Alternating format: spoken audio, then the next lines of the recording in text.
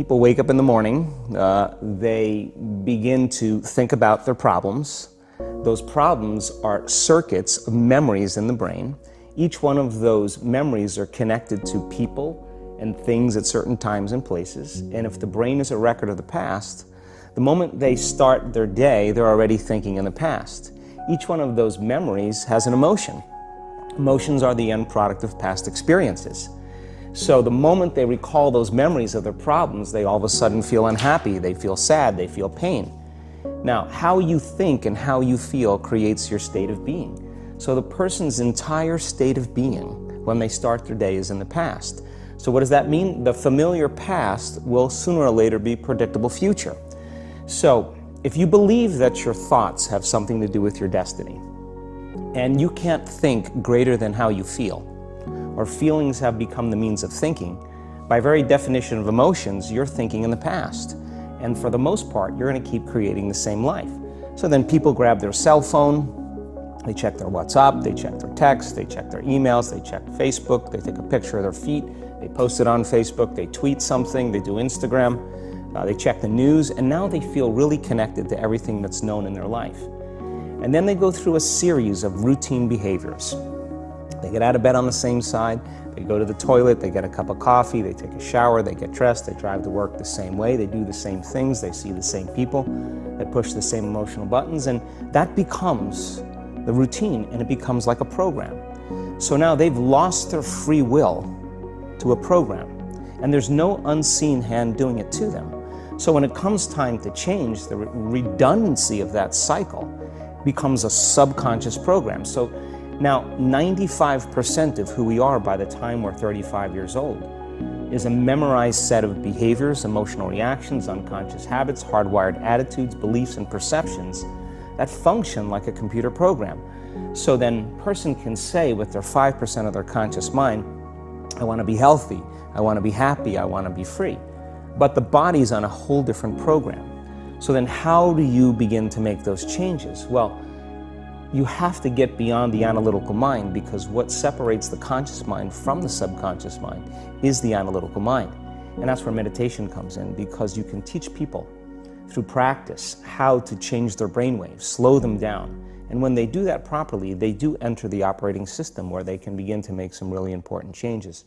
So most people then wait for crisis or trauma or disease or diagnosis. They wait for loss, some tragedy to make up their mind to change. And my message is, why wait? And you can learn and change in a state of pain and suffering, or you can learn and change in a state of joy and inspiration. And I think right now, the cool thing is that people are waking up.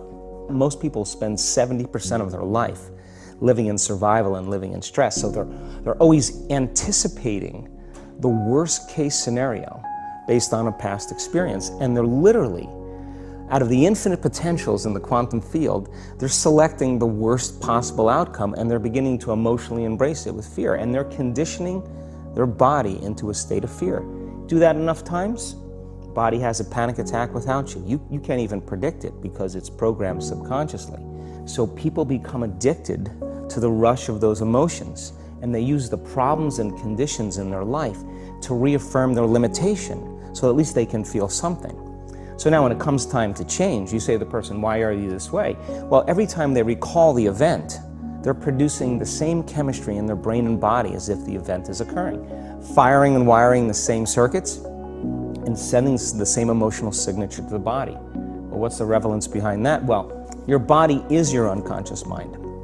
In a sense, if you're sitting down and you start thinking about some future worst-case scenario that you're conjuring up in your mind, and you begin to feel the emotion of that event, your body doesn't know the difference between the event that's taking place in your world, outer world, and what you're creating by emotion or thought alone. So most people then, they're constantly reaffirming their emotional states.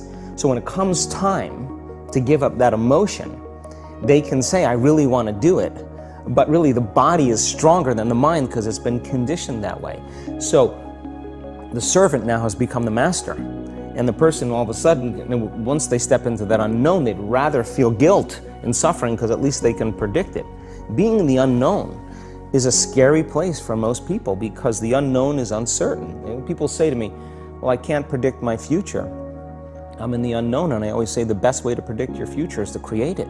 Not from the known, but from the unknown. What thoughts do you want to fire and wire in your brain? What behaviors do you want to demonstrate in one day? The act of rehearsing them mentally, closing your eyes, and rehearsing the action. The rehearsing the reaction of what you want, or the Yeah, action? the action of what you want. By closing your eyes and mentally rehearsing some action. If you're truly present, the brain does not know the difference between what you're imaging and what you're experiencing in 3D world.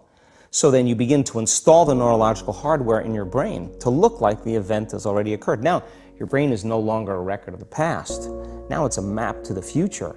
And if you keep doing it, priming it that way, the hardware becomes a software program. And who knows, you just may start acting like a happy person. And then I think the hardest part is to teach our body emotionally what the future will feel like ahead of the actual experience.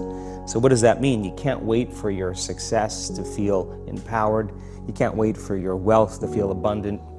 You can't wait for your new relationship to feel love, or your healing to feel whole. I mean, that's the old model of reality, of cause and effect, waiting for something outside of us to change how we feel inside of us. And when we feel better inside of us, we pay attention to whoever or whatever caused it. But what that means then is that from the Newtonian world is that most people spend their whole life living in lack, waiting for something to change out there. What do you mean the Newtonian world? The Newtonian world is all about the predictable. It's all about predicting a future. But the quantum model of reality is about causing an effect. The moment you start feeling abundant and worthy, you are generating wealth. The moment you're empowered and feel it, you're beginning to step towards your success. The moment you start feeling whole, your healing begins. And when you love yourself and you love all of life, you'll create an equal. And now you're causing an effect. And I think that's the difference between living as a victim in your world, saying, I am this way because of this person or that thing or this experience. They made me think and feel this way. When you switch that around, you become a creator of your world, and you start saying, my thinking and my feeling is changing an outcome in my life. And now that's a whole different game, and we start believing more that we're creators of reality.